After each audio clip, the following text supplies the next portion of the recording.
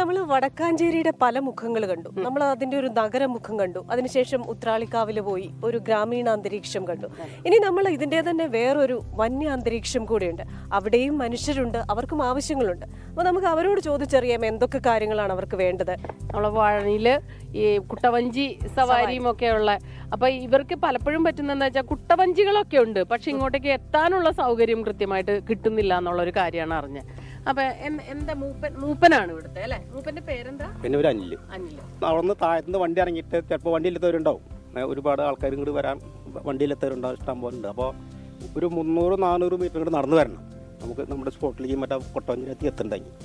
അപ്പോൾ ഞങ്ങൾക്കത് ഈ ഗേറ്റ് ഒരു 9-8 മാസം കൂടായി ഇത് ഉദ്ഘാടനം കഴിഞ്ഞ് തുടങ്ങിയതിന് ശേഷം. ഇതുവരെയായിട്ട് ഈ ഗേറ്റിൻ്റെ കാര്യം ഞങ്ങൾ എല്ലാ സ്ഥലത്തും കൊടുത്തു കഴിഞ്ഞു.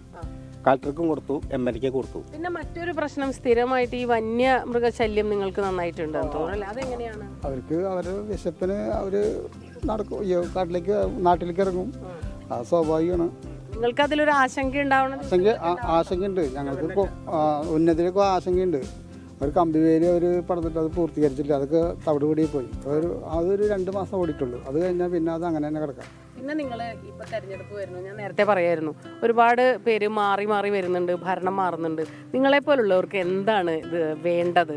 നിങ്ങൾക്ക് എന്തെല്ലാം കാര്യങ്ങളാണ് പരിഹരിക്കണം എന്ന് ആഗ്രഹമുള്ളത്? അത് ഇപ്പോഴത്തെ കണ്ടീഷനിൽ യുവാക്കൾ ഒട്ടനവധി പേർക്ക് തൊഴിലില്ലാണ്ട് നടക്കുന്ന ആൾക്കാർ കുറേ ഉണ്ട്. അപ്പോൾ അവർക്കൊരു തൊഴിൽ കിട്ടിയാൽ അവർക്ക് മറ്റുള്ള ഭാഗങ്ങളിലേക്ക് പോകാതിരിക്കാൻ വളരെ ഉപകാരമാണ്. അതും പിന്നെ പ്രത്യേകിച്ച് നമുക്ക് സർക്കാർ തന്നൊരു കൊട്ടവഞ്ചിയാണ്, അത് നമ്മൾക്ക് അനുയോജ്യമായിട്ട് ചെയ്യാൻ പറ്റുന്നില്ല. ഇപ്പോൾ ഞങ്ങളുടെ ട്രൈബൽ കോളനിക്ക് ഒരു റോഡുണ്ട്, നമ്മുടെ താഴത്ത് നിന്ന് റോഡാണ്. ആ റോഡ് ഇത്ര വർഷമായിട്ട് ഇതുവരെ പിന്നെയും ഒരു സൈക്കിൾക്കാർക്കും പോകാൻ പറ്റാത്തൊരു കണ്ടീഷനായി. ഇത്ര മോശപ്പെട്ട റോഡായി. പിള്ളേർ ഒരു ആശുപത്രി കേസ് വന്നാൽ പെട്ടെന്ന് വരാൻ പറ്റണ്ടേ, വണ്ടി വരില്ല.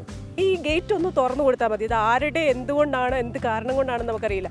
അത് ഈഗോ ആണോ അതോ പല വകുപ്പുകൾ തമ്മിലുള്ള പ്രശ്നം, അതൊന്നും ഇവരുടെ ജീവിതത്തെ ബാധിക്കാൻ പാടില്ല. അപ്പൊ അതുകൊണ്ട് അതിന് ആരാണോ വരുന്നത് അതിനൊരു മാറ്റം ഉണ്ടാവട്ടെ, അതാണ് ഞങ്ങളുടെ പ്രതീക്ഷ. ഇത് കേട്ടിട്ടെങ്കിലും ഇതൊന്ന് തുറന്നു തരാൻ അവർക്കൊരു മനസ്സുണ്ടാവട്ടെ. തെരഞ്ഞെടുപ്പിലും ഇവർക്ക് വോട്ട് ചെയ്യണമെങ്കിൽ ഒരു ആർജവം വേണം. വോട്ട് ചോദിച്ച് വരുന്നവർ അല്ലെങ്കിൽ ഒരുപാട് പ്രഖ്യാപനങ്ങൾ നടത്തുന്നവർ ഇത് തീർച്ചയായിട്ടും ഇതൊന്ന് കണ്ടിരിക്കണം. ഇവരുടെ ആവശ്യങ്ങൾക്കാണ് നമ്മൾ ഏറ്റവും കൂടുതൽ പ്രാധാന്യം കൊടുക്കേണ്ടത്. ലോകത്തെവിടെയായാലും ഏത് സമയത്തും 24 വാർത്തകളും ഓഗ്മെന്റഡ് റിയാലിറ്റി പാക്കേജുകളും എക്സ്പ്ലെയിനറുകളും വിശദമായി കാണാൻ ഞങ്ങളുടെ YouTube ചാനൽ നിങ്ങൾക്ക് സബ്സ്ക്രൈബ് ചെയ്യാം.